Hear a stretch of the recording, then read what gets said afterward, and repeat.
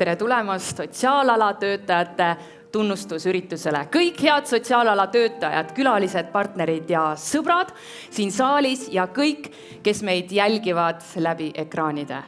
Ilusat sotsiaaltööpäeva teile kõigile. Me oleme täna siia kogunenud seepärast, et tänada teid, et kummardada teie ees, tunnustada ja öelda ilusaid sõnu selle eest tõepoolest, mida te teete. Meiega on täna Viljandi muusikakooli noored ja esimesena kõlabki Wolfgang Amadeus Mozarti Adagio ja selle esitab Gunnar Mändmetsa õpilane Anette Ant klarnetil ja klaveril saadab Kristi Kärmas.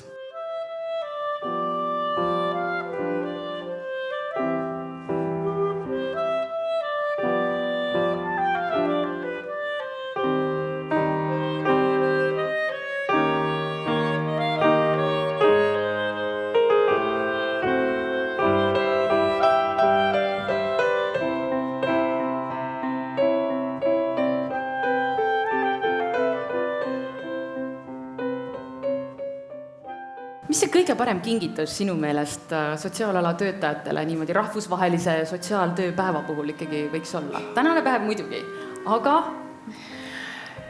Parim kingitus on loomulikult palgatõus,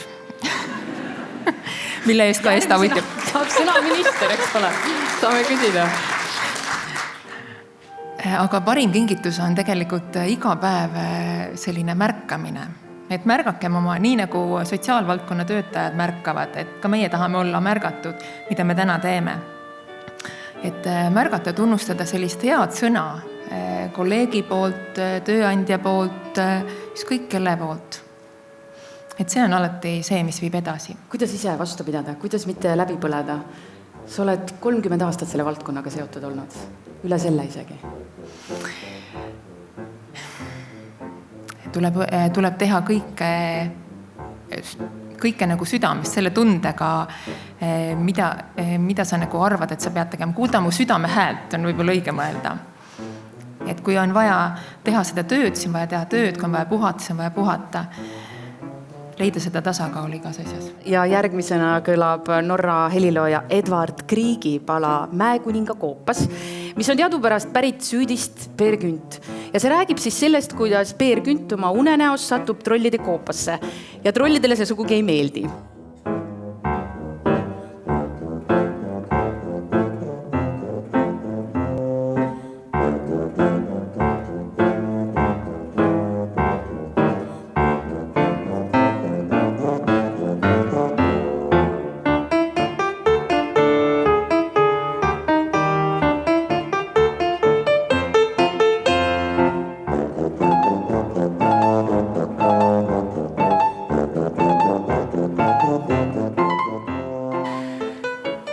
Jällegi, ma arvan, et iga uus kogemus teeb meid targemaks ja õpetab midagi, sest on ju nii, et lisaks sellele, et sotsiaaltöötaja on innovaator ja natuke nõid, ettenägija, läbinägija, on sotsiaaltöötaja uudishimulik, õpihimuline, motiveeritud.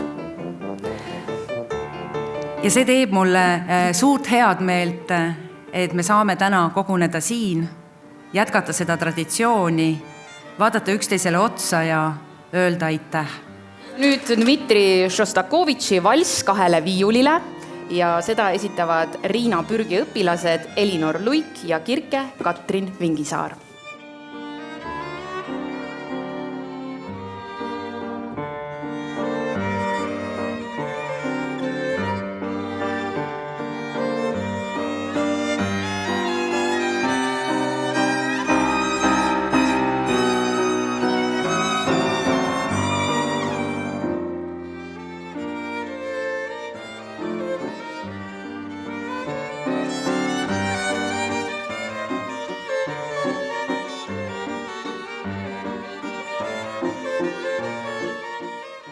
Et sotsiaaltöötaja, see on natukene nagu jurist, kohtunik või advokaat. Ta on nagu finantsist, ta on nagu strateegiline planeerija ja ta on kindlasti nagu ka psühholoog. Lisaks sellele et sotsiaaltöötaja. Sellele vaatamata ei saa sotsiaaltöötaja kõike enda õlgadele võtta, sest see koorem oleks liig suur kanda.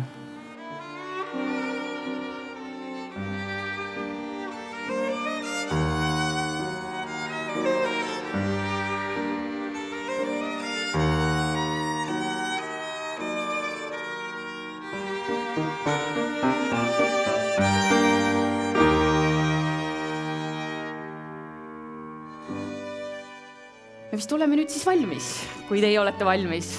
Ja alustame tunnustamisega. Aasta sotsiaaltöötaja 2022 esimese laureaadi. Lääne-Tallinna Keskhaiglast Lea Kõre.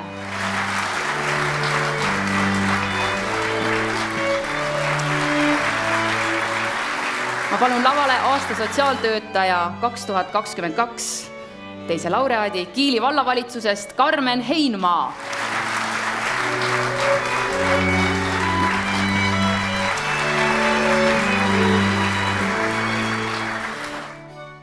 Aasta sotsiaaltöötaja 2022 kolmas laureaat Rakvere linnavalitsusest Kersti Suun-Tekets.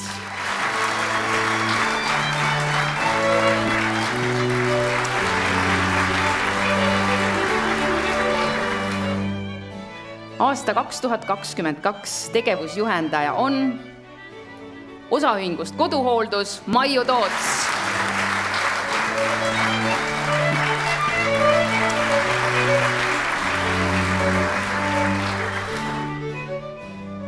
Aasta tegevusjuhendaja 2022 teine laureaat Viljandi haiglast Jaak Jaago.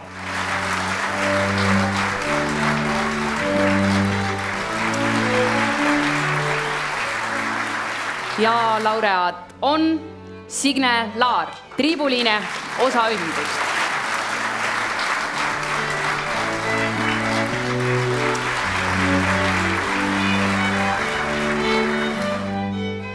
Aasta tugiisik ja isiklik abistaja Kerri Terasmees.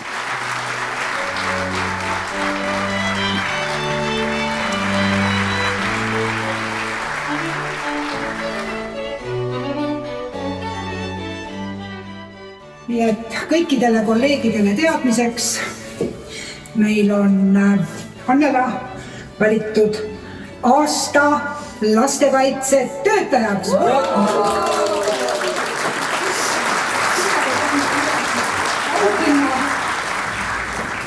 Nii see nüüd on. Väga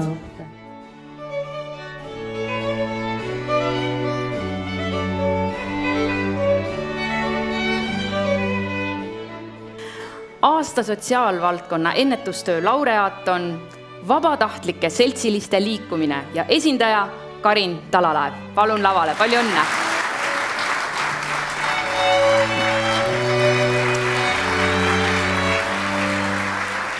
Aasta hooldustöötaja 2022 laureaat on Avinurme Sotsiaal- ja Turvakeskusest Maire Saldre Rohtla.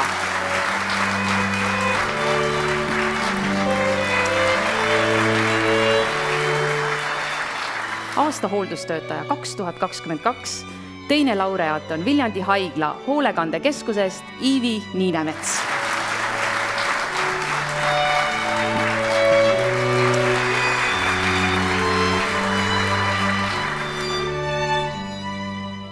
Aasta hooldustöötaja 2022 kolmas laureaat on Viljandi haiglast Linda Hunt.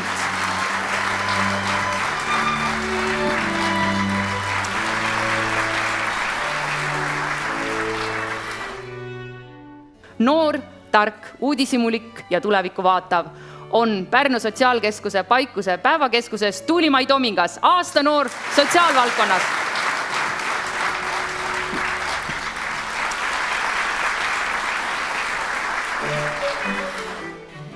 Aasta sotsiaalvaldkonna asutus ja hoolekandejuht on Viljandi haigla hoolekandekeskus ja Kairi Nool.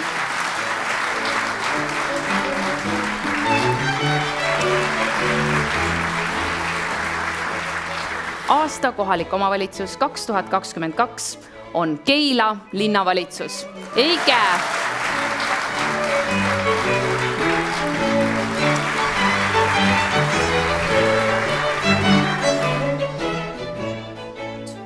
aasta koostööpartner 2022 on mittetulundusühing Loome Sillad, esindaja Leevi Hiiesalu.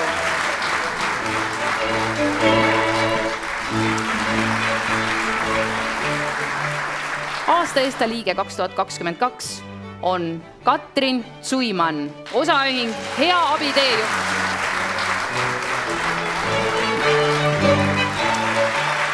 ESTA laiendatud juhatuse ühisel arutelul selgus, et aasta ESTA eripreemia 2022 laureaat on Regina Lind Tervise Arengu Instituudist ja ajakiri Sotsiaaltöö.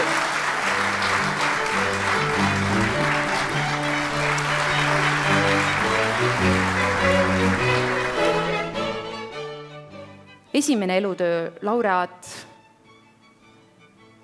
on Tartu Ülikoolist Marju Selg, aga kuna Marju ei ole enam meie hulgas tänaseks päevaks, siis ma palun lavale Marju abikaasa Mati.